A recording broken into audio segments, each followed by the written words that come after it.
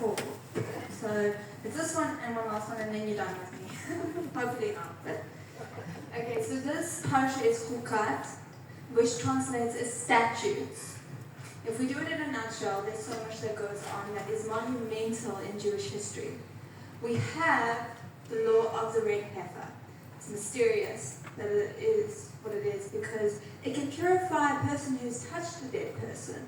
And yet the Kohen, who burns its ashes and sprinkles it on the person, actually becomes tamei themselves. Why? Who knows? It's a hook. Leave it be.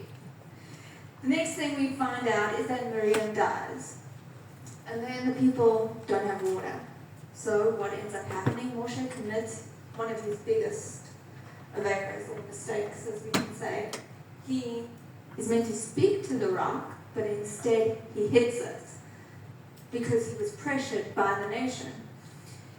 Then Aaron dies. Moshe is not allowed to go into Eretz Israel.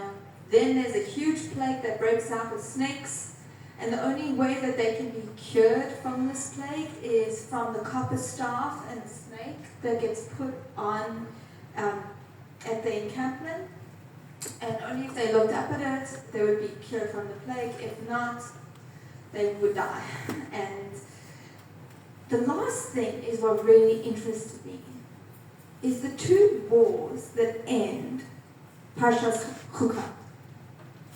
The war of Sichon and Og. These wars are not just something that's mentioned once in the Torah. We talk about it all the time when we are doing Tehillim, when we are doing Tefillah. It is there all the time, and you have to ask yourself why. If we know who Sichon was, he was the king of Bashan, right? No, Og was the king of Bashan. Thank you for the correction. Okay?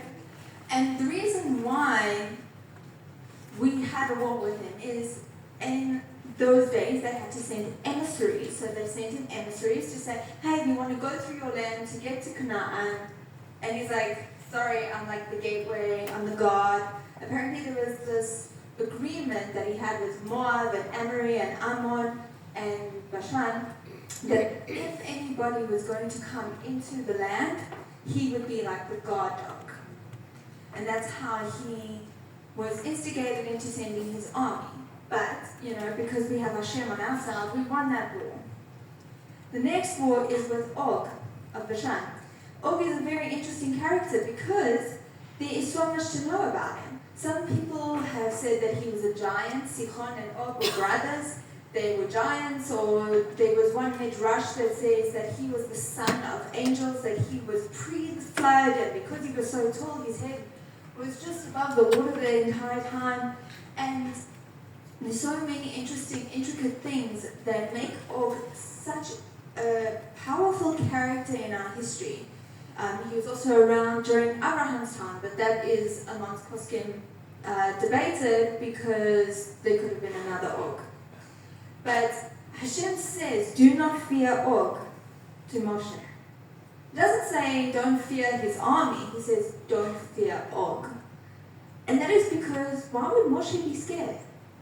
He was scared because Og had let Abraham escape Nimrod. So he had merit within himself. Selfish, or later was selfish merit, but he had merit. He had saved our forefather. It wasn't enough for him. Hashem destroyed him, and we were able to take over his land.